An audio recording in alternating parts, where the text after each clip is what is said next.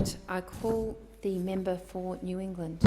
Well, thank you very much, Madam Deputy Speaker. The obvious issue here is that we as a nation need to move towards a process that gives us the capacity to especially get out of the current issues pertinent to the coronavirus. This has been something that we've seen, and I believe our capacity to get out of this is going to be more determined by the skill sets of the people that we have, more so than by the debt we take on board. Right now we are seeing the skills that are required if we are going to utilise the stimulus package that is apparent in the most recent iteration from the government.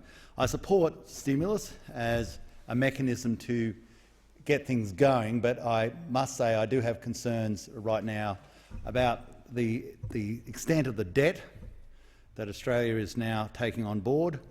Today I note that our bills, Australian government securities issued, is at $666.3 billion. It's never obviously ever been that high. And we haven't managed to pay back any of our gross debt since about 2008, which was pertinent to the sale of Telstra at that time. We have to be careful of this because obviously this debt is going to be incumbent upon those who come after us, and we have a responsibility to those people to make sure that we do what is necessary, but absolutely no more than is required. However, on this component, we have to see that the establishment of the National Skills Commissioner is a critical new piece of Australia's economic infrastructure and a vital element of the Prime Minister's recently announced JobMaker plan. This, I believe, also goes to the sentiment that the Prime Minister has, which is something I agree with, that with the innate capacity of the Australian economy to rebuild itself more than it being reliant on a stimulus actions, especially in areas where you can't really see it adding to the general capacity and growth of the economic platform of Australia. The growth of the economic platform would be better suited to the construction of such things as dams, of railway lines, of roads, of power stations, especially power stations that produce affordable power, such as coal-fired power. Those are the sort of things that would give us the capacity to find people who have the pertinent skills to actually give them a job. Obviously, cheap power is one of the ultimate food stocks of having a manufacturing centre and having a capacity for people, especially in blue-collar jobs, to have a job. It is timely that we address the critical challenges of managing the health and economic impacts, especially after this COVID-19 issue. The COVID-19 issue, of course, has brought things such as this into clear focus. Clear focus because, as Sir Leo Hilshire so aptly put, an economy that we've taken years and decades to build up was put at risk in merely a few weeks of a pandemic that, to be frank, no one really foresaw. But it gave us a very strong lesson in where the strengths and weaknesses of our own domestic economy lie.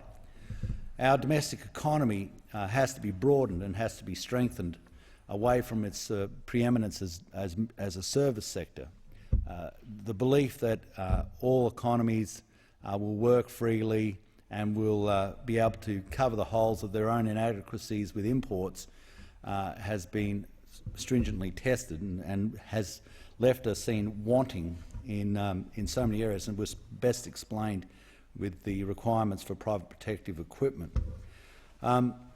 This National Skills Commissioner will help ensure the skills and training and system supports of all Australians, including vulnerable cohorts, in facing the challenge of working out how to live and work and to retrain in a way that creates a sustainable COVID-safe economy.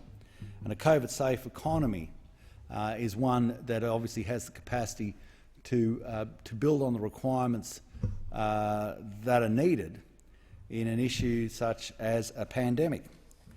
Together with the National Vocational Education and Training Regulation Amendment, the Governance and Other Markets Bill 2020, this bill delivers the same of the key elements the 2019 expert review of the Australian vet system led by the Honourable Stephen Joyce. And with a name like that, one would have to say that he would be an eminent person and obviously supremely qualified to do his job. As like all Joyces, he is obviously to be found in the centre of all controversies. The Commissioner will examine the cost, drivers, and develop and maintain a set of efficient prices for vet courses to improve transparency, consistency, and accessibility for students. But more and more, we have to be absolutely certain that a person's future is not reliant on them just being able to go to university. More and more, especially in the age of the internet, the services that are the most resilient are the ones that actually require a person to be there to do them. As I've said so many times, Madam Deputy Speaker, if you can do it on a keyboard, you can do it from any corner of the globe. It doesn't have to be done from Australia. And we're seeing that now more and more with back office works, whether it's for accountants, whether it's for engineers, whether it's for drafts, for any forms of drafting, even issues of where there's a common law principle, that these jobs can be done overseas, and in many instances done overseas and much, much cheaper than they can be done in Australia. So to get further resilience into jobs that can only be performed in Australia by Australians, we have to obviously focus on trades, which takes me back to the point: if you're going to have an economy that has a future in trades and a future in manufacturing, it has to have one of the primary sources of delivering that, which is cheap power, because the alternative to cheap power is cheap wages, and people don't want cheap wages. They want the standard of living. So we have to find our competitive advantage in something that we actually can deliver, which in the past was the cheapest power in the world, and now, unfortunately, we have the dearest power in the world.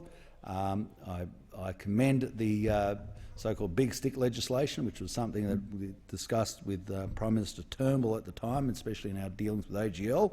But we want to make sure that that we understand that one of the fundamental reasons that you'll have an economy and people working at such things as the Gladstone smelter is that if we have cheap power, if you have dear power, that smelter closes down, those jobs go.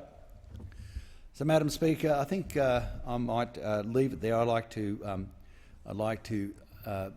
obviously commend the wider aspects of the bill, and I believe that especially you can see in no better form than what's in this chamber at present, and the way this chamber has been operating. And I must say, it's, for me, Parliament during the COVID time is like Parliament in a fog.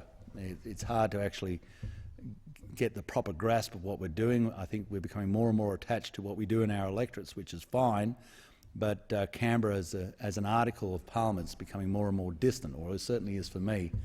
I've noted that in recent times I've managed to lose a lot of weight as I go back to doing things such as fencing and cattle work and mustering, and the longer you do that, the less relevant this place seems to become in your life.